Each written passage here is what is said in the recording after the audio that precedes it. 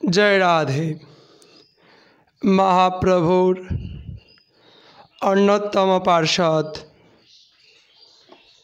श्री रूप गोस्वामी षड्गोस्वामीर मध्य अन्योत्तम।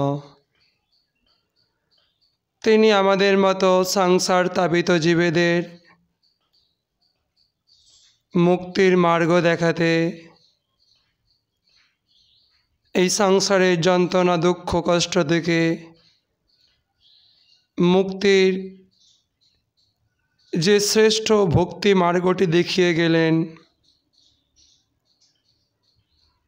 তিনি তার ভক্তির অসাম্মিত সিন্ধুর মধ্যে যে পরম দুর্লভ ভক্তি, যে ভক্তি আমাদের সাংসারিক সংকট থেকে মুক্ত করতে পারে, যে ভক্তি আমাদের আনন্দ প্রদান করতে পারে, যে ভক্তি আমাদের মঙ্গল প্রদান করতে পারে, শুধু তাই নয়, এই ভক্তি আমাদের ভগবানও প্রদান করতে পারে। সেই ভক্তি কি আমরা আজ যথার্থ ভক্তির স্বরূপ বুঝতে না পেরে নিজেদের মন গড়া কতকগুলো আচরণকেই ভক্তি বলে মনে করি। সেই পরম মহাপ্রভুর পার্ষদ শ্রী রূপ গোস্বামী তাঁর ভক্তির অসামৃত সিন্ধু গ্রন্থের মধ্যে ভক্তির যে লক্ষণটি দিলেন, সেটি হল अन्नाभिलाषित शून्यं ज्ञान कर्मद्वनवृतं अनुकूलेन कृष्णानुशीलनं भक्तिरुत्तमा। भक्ति शब्दটি কিভাবে তৈরি হয়েছে? ভস ধাতুর সঙ্গে তিন প্রত্যয় করে ভক্তি শব্দটি তৈরি হয়েছে। ভস ধাতুর তিনটি অর্থ। ভস ধাতুর একটি অর্থ হচ্ছে সেবা, একটি অর্থ ভেঙে ফেলা, আর ভস ধাতুর একটি অর্থ ত্যাগ করা।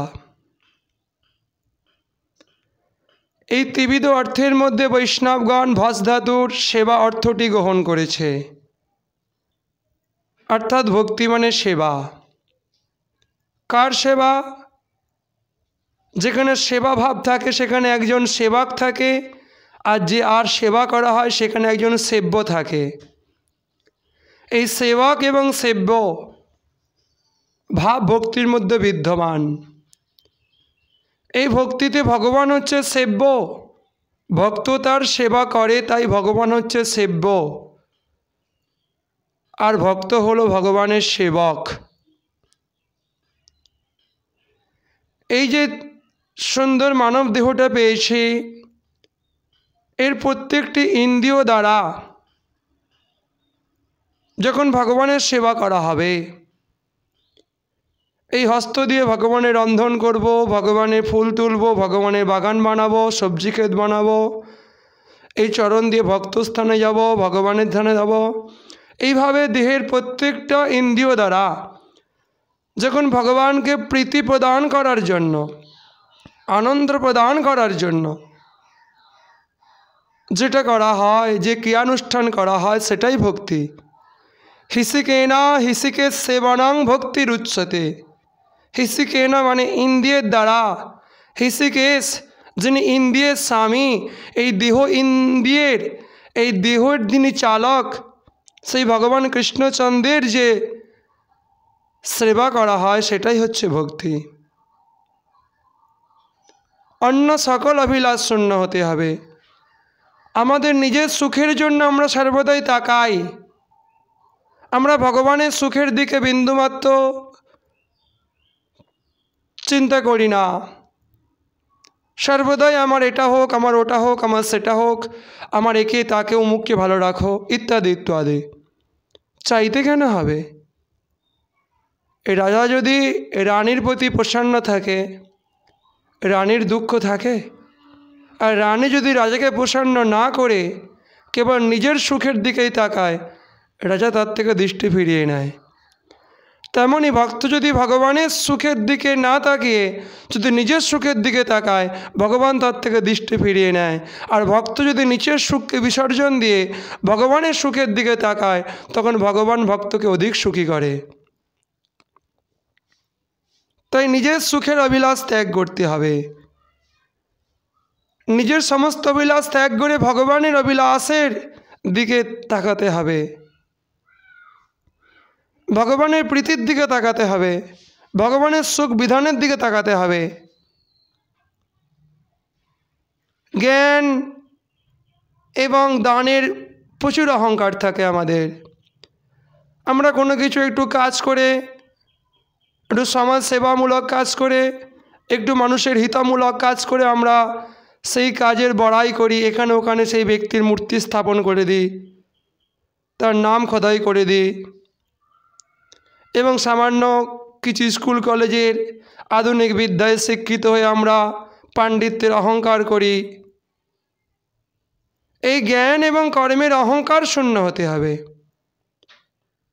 অহংকার কখনো ভক্তিপথে চলার জন্য সহায়ক নয়। অহংকার ভক্তির বিনাশক। অহংকার ভগবানকে বহু দূরে সরিয়ে রাখে। তাই জ্ঞান এবং কর্মের অহংকার, বড় বড় কর্ম করছেন, জগৎ কল্যাণমূলক কর্ম করছেন, বড় জ্ঞানী বিদ্বান আপনি, কিন্তু অনাবৃত হতে হবে, তার অহংকারে আবৃত হলে হবে না।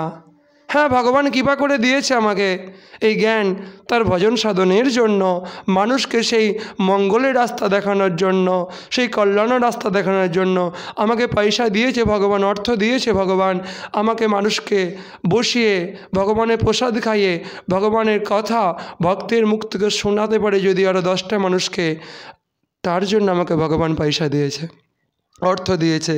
সেই সৎ উদ্দেশ্যে, ভগবত নাম প্রচারের উদ্দেশ্যে সেই অর্থকে ব্যয় করতে হবে। অহংকারের বশবর্তী হয়ে এই জগৎ সেবামূলক কাজ করে আমরা ভক্তি লাভ করতে পারবো না। আনুকূল্যেন কৃষ্ণানুশীলনং, কৃষ্ণ ভজনের যেগুলো অনুকূল, কৃষ্ণ ভজনের জন্য যেগুলো শাস্ত্রের মধ্যে বিধিনিষেধ ভগবান দিয়ে গেছে, কৃষ্ণ ভজনের জন্য, ভক্তি লাভের জন্য যতটুকু ভোগ না করলে নয়, জীবন রাখার জন্য ততটুকু গ্রহণ করতে হবে। এইভাবে যখন সাধু মহাত্মাদের কথাতে বিশ্বাস রেখে তাদের কথা মতো সেই শুদ্ধ আচার পালন করে চলব, যেগুলো আমার কৃষ্ণ ভক্তি বৃদ্ধি হবে, সেই আচরণগুলো নিত্যদিন পালন করব, একেই বলা হয় ভক্তি। এই ভক্তি দুর্লভ বস্তু। ভগবান জ্ঞান দেবে, অর্থ দেবে, সম্পদ দেবে, প্রতিপত্তি দেবে, একাধিক সম্মান প্রতিষ্ঠা দেবে, কিন্তু এই ভক্তি দেবে না। শত শত যাগ যজ্ঞ পূজা অর্চনা করলেও ভক্তি লাভ হবে না। ভক্তি লাভ হয় ভক্ত সঙ্গে। তো সেই ভক্ত সঙ্গে বিশ্বাস, ভক্ত সঙ্গে শ্রদ্ধা, ভক্তের কথা পালন, এইগুলো যদি আমরা করতে পারি তাহলে আমাদের হৃদয়ে ভক্তি লাভ হবে। কিন্তু যতক্ষণ আমাদের হৃদয়ের মধ্যে ভোগ বাসনা থাকবে, ততক্ষণ পর্যন্ত আমাদের ওই হৃদয়ের মধ্যে ভক্তির উদয় হবে না।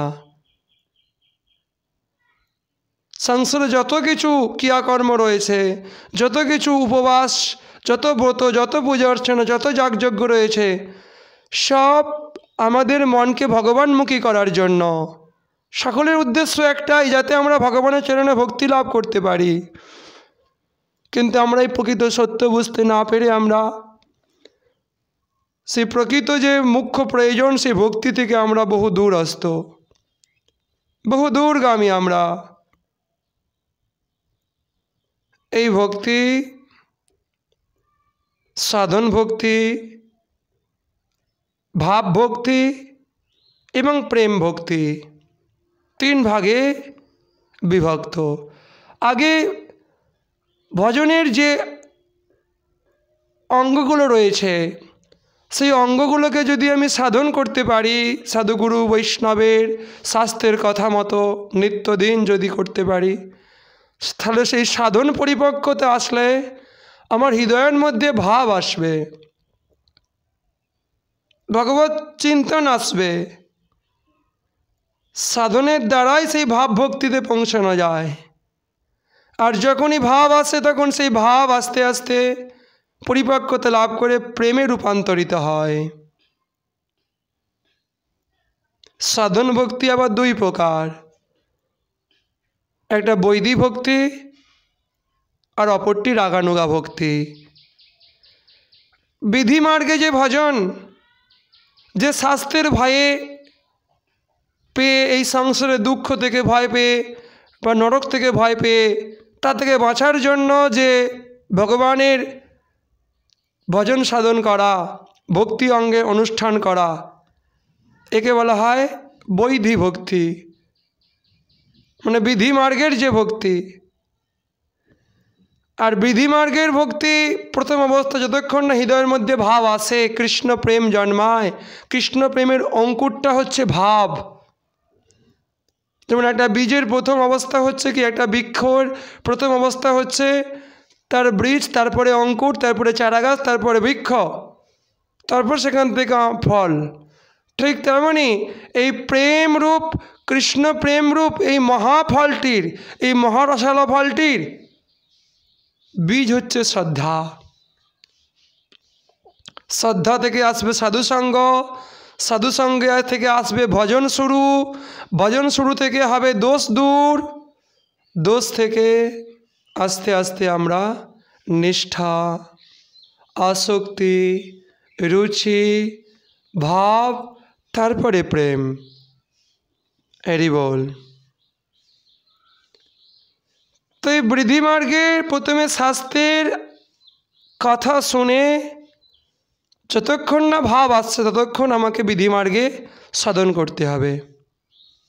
শাস্ত্রে যা বলেছে সেইভাবে চলতে হবে, এটা হল বিধিমার্গ। তারপর যখন আমার স্বতঃস্ফূর্তভাবে ভগবত ভাব হৃদয়ের মধ্যে নিরন্তর চলতে থাকবে, তখন সে আর বিধিমার্গের অপেক্ষা রাখে না, তখন সে সিদ্ধ ভক্ত হয়ে যায়, তখন সে রাগ মার্গে প্রবেশ করে যায়। সেই রাগ মার্গে ভগবানের প্রতি স্বাভাবিক প্রেম বশত, প্রীতিবশত যে ভজন সাধন, তাকে বলা হয় রাগানুগা ভক্তি। এই ভক্তি লাভের জন্য আমাদের এই মনুষ্য জীবনকে ভক্ত সঙ্গে নিয়ে যেতে হবে, তাহলে সেই দুর্লভ পরম আনন্দদায়িনী কৃষ্ণ আকর্ষণী ভক্তি আমরা লাভ করতে পারি। বলো না গো রাধে রাধে।